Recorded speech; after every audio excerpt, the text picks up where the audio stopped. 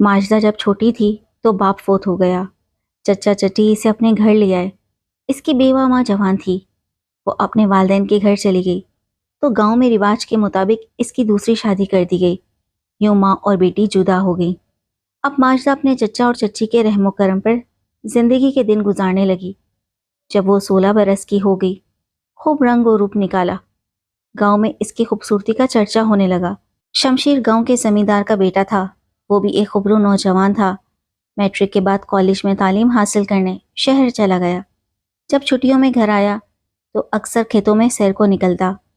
तब माजदा भी खेतों में काम करने जाती। वो माजदा को किन अखियों से देखता जिनमें पसंदगी के जज्बात होते। जब कभी शमशीर का सामना होता वो शर्मा जाती। दोनों बचपन में साथ खेलते थे लेकिन अब बात ना करते थे। देहात की खुली फिजा में परवरिश पाने वाली लड़कियां पर्दे की पाबंदी से आज़ाद होती हैं। बचपन में सभी बच्चे साथ खेलने की वजह से एक दूसरे से आशना होते हैं। बड़े होकर माशरती पाबंदियां मासूम जमाने के इन साथियों को जुदा कर देती हैं। यही हाल माजदा और शमशीर का था। वो अब जमाने की पाबंदियों में जकड़े हुए थे। दिल अभी तक एक दूसरे के लिए बचपन की खुशगवार यादों से मामूर थे। वक्त ने कुछ मौके दिए।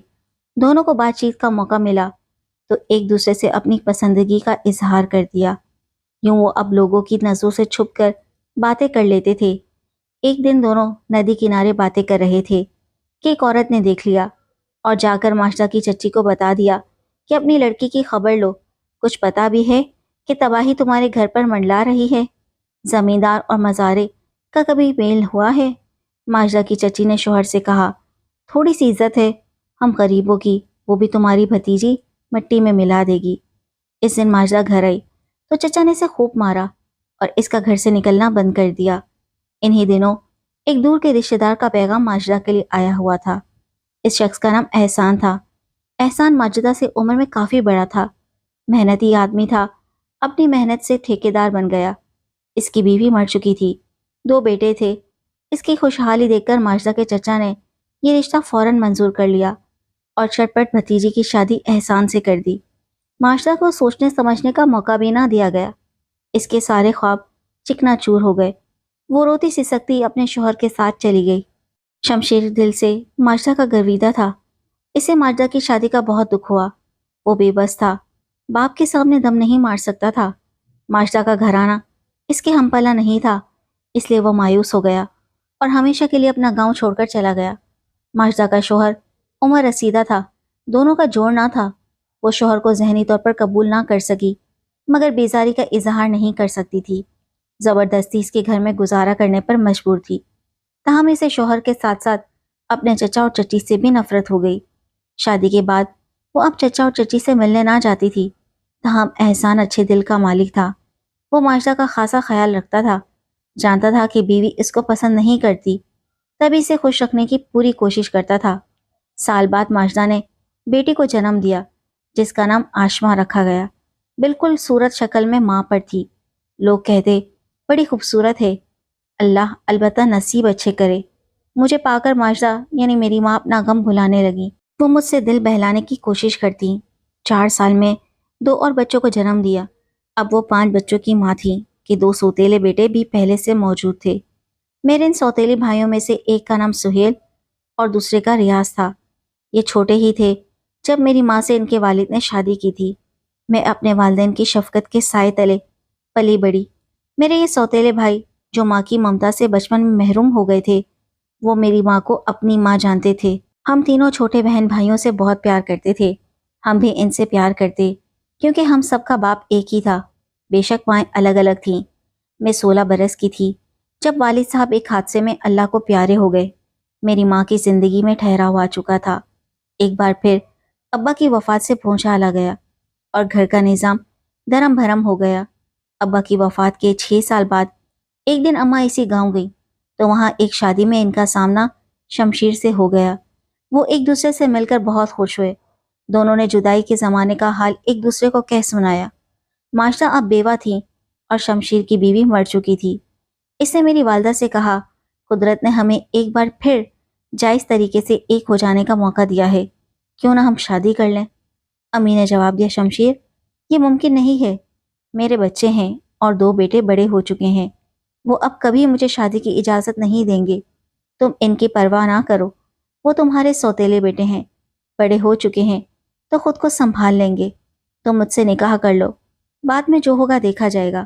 غرض اس نے اس قدر اصرار کیا کہ میری ماں اس امر پر راضی ہو گئی۔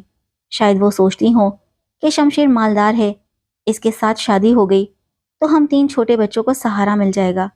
ماں کو خدشہ تھا کہ بیٹی جوان ہے اور دونوں چھوٹے لڑکے بھی خاصے سمجھدار ہو چکے ہیں، وہ بھی بڑے بھائیوں کا ساتھ دیں گے، تب میں کیا کروں گی؟ تاہم شمشیر نے یہ کہہ کر نکاح پر راضی کر لیا کہ فی الحال بچوں کو ان کے باپ کے گھر رہنے دو، جب ہم نکاح کر لیں گے تو پھر ان کو کسی طرح سمجھا بجھا کر لے آئیں گے۔ گھر آ کر میری ماں نے اپنی ضرورت کا کچھ سامان باندھا اور ایک دن وہ صبح ہی صبح یہ کہہ کر چلی گئیں کہ کچھ دن کے لیے ساتھ والے گاؤں ایک رشتے کی پھوپھی کے پاس جا رہی ہوں، وہ بیمار ہے اور اس کی دیکھ بھال کرنے والا کوئی نہیں ہے، جلد لوٹ آؤں گی۔ پہلے میری کچھ سمجھ میں نہ آیا، جب غور کیا تو سمجھ گئی کہ ماں نے کچھ دیر شمشیر کے ساتھ باتیں کی تھیں۔ ایک آدھ جملہ میرے کان میں بھی پڑا تھا۔ میں نے اپنے سوتیلے بڑے بھائیوں سے کہا کہ ماں سے شمشیر نکاح کی باتیں کر رہا تھا، کہیں وہ اس کے ساتھ نکاح کرنے نہ چلی گئی ہوں۔ وہ سکتے میں آ گئے، سوچ بھی نہ سکتے تھے جس عورت کو ماں کا درجہ دیتے تھے وہ ایسا کام کرے گی۔ میں ابھی والد کے صدمے کو نہ بھولی تھی، یہ صدمہ میرے لیے جان کا تھا۔ بڑے بھائی نے سنگن لی تو وہ صدمے سے نڈھال ہو گئے۔ وہ سوچ بھی نہ سکتے تھے کہ ان کے مرحوم باپ کی عزت پر ماں ایسا داغ لگا جائے گی کہ ہر کوئی کہے گا کہ دیکھو ان کی ماں بھاگ گئی ہے۔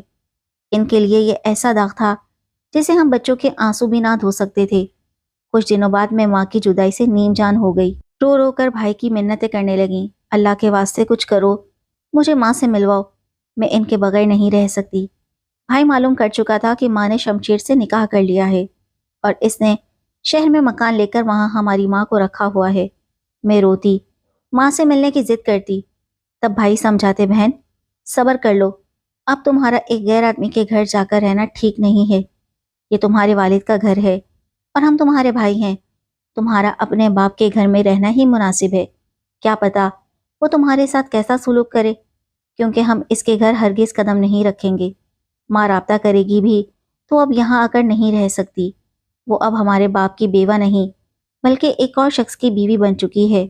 اس نے ہمیں آگاہ کیے بغیر اتنا بڑا فیصلہ کر لیا، برادری کو بھی اعتماد میں نہیں لیا، گھر سے نکل گئی، ہم سب کو چھوڑ دیا، کیسے اب یہاں لوٹ کر آ سکتی ہے؟ بڑے بھائی ٹھیک کہہ رہے تھے، تاہم میں لڑکی تھی اور میرا دل نرم تھا، ماں سے بہت مانوس تھی، ان کے بغیر سانس نہیں آتا تھا، اتنی دل کو تکلیف تھی کہ بتا نہیں سکتی۔ چھوٹے بھائی بھی بڑے بھائیوں کے ہمنوا ہو گئے، وہ کہتے کہ نہ جانے سوتیلا باپ کس کماش کا ہے، جو روکھی سوکھی ہے، جو بھی تکلیف ہے سب قبول کر لو، مگر یہیں رہو، تمہاری عمر ایسی ہے کہ ایک قدم بھی تم نے گھر سے باہر نکالا تو زمانہ ہمیں کھا جائے گا۔ ایسی باتیں کر کے اور مرے ہوئے باپ کے واسطے دے کر بھائیوں نے مجھے اپنے پاس روک لیا۔ جب خود بھی ٹھنڈے دل سے ماں کے اس اقدام پر غور کرتی، غصہ آتا تھا۔ ماں سے دل برداشتہ ہوتی تھی، اپنے چھوٹے بھائیوں کا بھی غم تھا جو مجھ سے زیادہ مضطرب تھے۔ ماں نے ان کے دلوں کا سکون لوٹ لیا تھا۔ اب ہم تینوں سوتیلے بھائیوں کی مرضی پر چلنے پر مجبور تھے، وہی ہمارے بڑے اور کرتا دھرتا تھے اور ہم ان کی ملکیت تھے۔ بڑے بھائیوں کے رشتہ داروں نے شادیاں کرا دی، بھابیاں آ گئیں، تو میں اور میرے دونوں چھوٹے بھائی گویا ان کے نوکر اور ملازم بن کر رہ گئے۔ پہلے بھائی اسکول جاتے تھے، بھابیوں کے آنے کے بعد ان کا اسکول جانا بھی موقوف ہوا۔ میں دل معصوم کر رہ گئی۔ اب میرے بھائی سارا دن گھر کے کاموں میں لگے رہتے، باہر کے کام بھی کرتے، سودا سلف لاتے، باقی وقت آوارہ پھرتے۔ وہ زندگی کی خوشیوں سے بہت دور ہو چکے تھے۔ ادھر میرا حال بھی بھابیوں نے برا کر دیا تھا، سارا دن گھر کے کام کرواتی۔ جب ان کے یہاں بچے ہو گئے تو ان بچوں کو بھی میں اٹھاتی، نہلاتی، کھلاتی پلاتی۔